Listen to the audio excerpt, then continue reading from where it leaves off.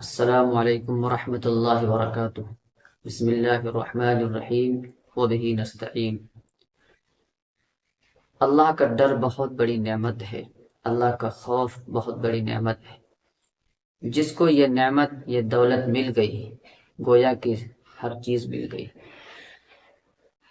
اللہ تبارک و تعالیٰ نے قرآن مقدس کے اندر بھی فرمایا، اے ایمان والو اللہ سے ڈرو، یعنی مجھ سے ڈرو، جتنی طاقت رکھتے ہو، جتنی حیثیت رکھتے ہو اتنا ڈرو۔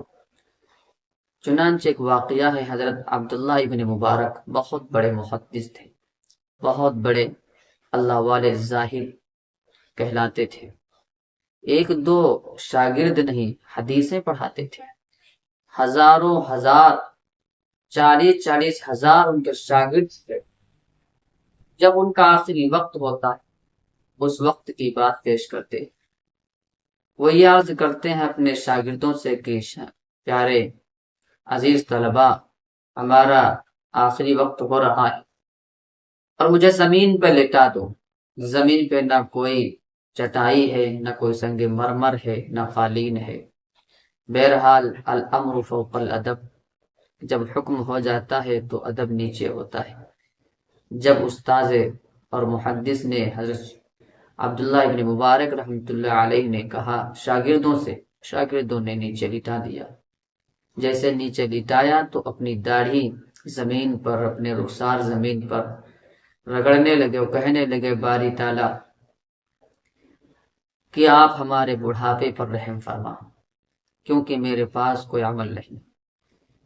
انہوں نے یہ نہیں کہا میں نے اتنی حدیثیں پڑھائیں، میرا یہ عمل تھا، میں نے لوگوں کو دین کی طرف بلایا، میں نے اتنے شاگردوں کو پڑھایا، میرا عمل کوئی ہے ہی نہیں جو آپ کی بارگاہ میں پیش کر سکوں۔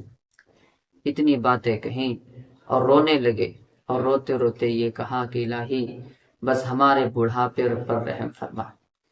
لہذا اللہ تبارک و تعالیٰ کے سامنے انہوں نے عاجزی انکساری کے ساتھ یہ بات پیش کی، اور اس کے بعد مشائخ نے یہ بات اس کے ضمن میں لکھی ہے کہ جس طریقے سے ایک بچہ اپنی ماں سے مانگتا ہے، بالکل اسی طرح مانگنے لگے، کیونکہ جب بچہ اپنی ماں سے کوئی چیز مانگتا ہے اب وہ ماں اس کو دینا نہیں چاہتی ہے تو بار بار اصرار کرتا ہے، اور اصرار کے بعد وہ ماں اس کو تھپڑ بھی لگا دیتی ہے، پھر بھی وہ کہتا ہے نہیں ہم کو تمہیں سے لینا ہے، اور وہ لے کر ہی رہتا ہے۔ تو بالکل اسی طرح عبداللہ ابن مبارک رحمۃ اللہ علیہ اللہ کے سامنے یہی کہہ رہے ہیں کہ ہمارے پاس ایسا عمل کوئی نہیں جو آپ کی بارگاہ میں پیش کر سکے، بالکل اسی طرح ہمارے پاس بھی ایسا کوئی عمل نہیں کہ ہم اللہ کی بارگاہ میں پیش کر سکے۔